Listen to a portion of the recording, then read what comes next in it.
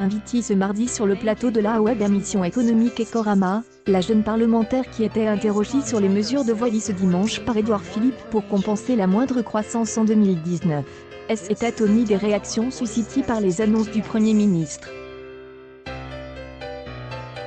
Les Franquais sont schizophrènes. Aurore Bergès en est excusée, mais elle trouve les Franquais schizophrènes. On ne peut pas dire que rétablir les comptes publics et réduire la dette est essentiel, et dans le même temps ne pas assumer quand on demande de faire des efforts, a déclaré la députée parisienne.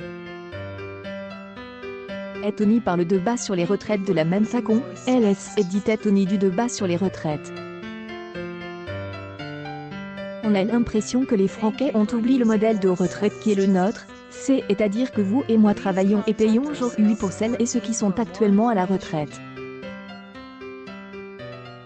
Nous payons la retraite de nos aînés, a rappelé Aurore Bergès au journaliste qui elle interrogeait. Et pourquoi, a-t-elle poursuivi, nous pouvons légitimement demander un effort générationnel à celles et ceux à qui on paye les retraites parce qu'ils en ont la capacité.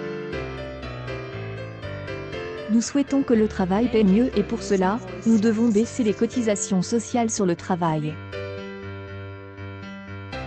Et pour vos enfants et vos petits-enfants, a dit Aurore Bergès aux retraites, pour accompagner des générations qui n'ont pas eu les mêmes chances que les leurs. Aurore Bergès a enfin suggéré qu'on remette le gel des pensions de retraite en perspective, dans un contexte de réforme plus globale. À l'horizon 2022, la suppression du reste à charge permettra à tous de ne plus renoncer aux soins en dentaire, en optique et en prothèse auditive. Mesure des abandons de la taxe des habitations est déjà enclenchée et va se poursuivre. Il y aura un gain de pouvoir des achats substantiels pour les retraites, a promis la députée LREM. Accueil actualité en direct. Selon Aurore Bergès, LREM, les Franquais sont schizophrènes et les retraites peuvent faire un